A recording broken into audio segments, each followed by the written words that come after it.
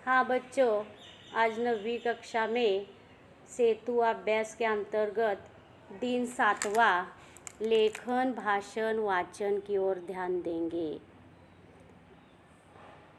आओ पता करें। यह एक चित्र है। चित्र नदी में बाढ़ आई हुई है।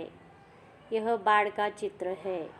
बाढ़ में क्या क्या दिखाई देता है, इसका वर्णन तुम्हें अपनी कल्पना शक्ति के आधार पर करना है खुद। यह 100 पेजेस बही में वर्णन करना है। यह मैं कुछ टॉपिक बताने वाली नहीं, यह निरीक्षण करके तुम्हें वर्णन कल्पना शक्ति के आधार पर लिखना है। अभी हमें सक्षम बनना है। बच्चों, 5वीं कक्षा से कहानी लेखन आप लिखते आए हो।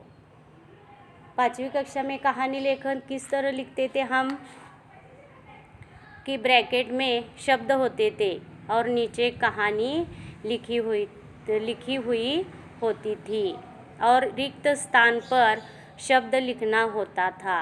रिक्त स्थान पर ब्रैकेट का शब्द उठाकर वहाँ रखना होता था, तभी वह कहानी अर्थपूर्ण बनती थी।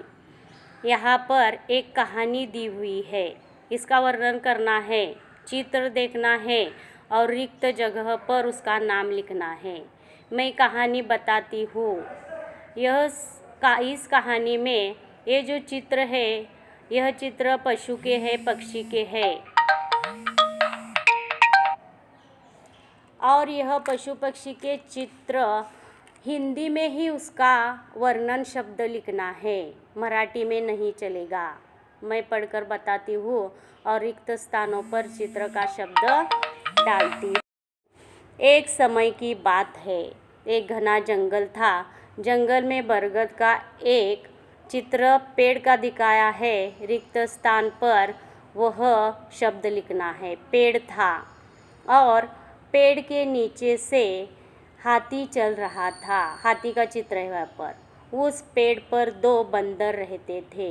दोनों दिन भर उछल कूद करते रहते थे।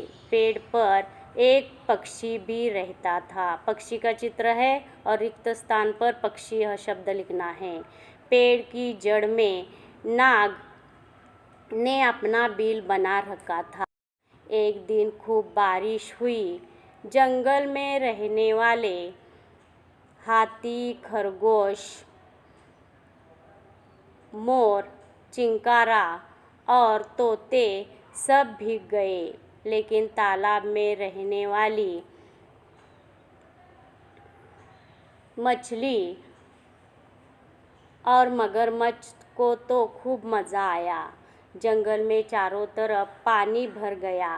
सारे जानवर ने एक उपाय सोचा, क्यों न हम सभी, यहाँ पर पहाड़ का चित्र है, आगे शब्द लिखना है, पहाड़ पर चले। जब बारिश थम जाएगी तो वापस आ जाएंगे। यहाँ पर चित्र है, देखो 2 बंदरों का। 2 बंदर हाथी की पूंछ से लटक गए। मोर हाथी की पीठ पर बैठ गया और तोता मोर के पीठ पर बैठ गया। गिलहरी हाथी के सिर पर बैठ गई। इसी तरह चिंकारा, नाग और खरगोश तो झट से पहाड़ पर पहुंच गए। पहाड़ पर पहुंचकर सभी को बहुत अच्छा लगा। इसी तरह ये कहानी हमने लिखा है और यह कहानी लिखते समय ये जो है, पशु है, पक्षी है, पेड़ है, वह चित्र देखकर यह शब्द हमने लिखे हुए हैं। देखो, अभ्यास क्या करना है तुम्हें, यहाँ पर शब्दों के आधार पर कहानी लेखन करना है।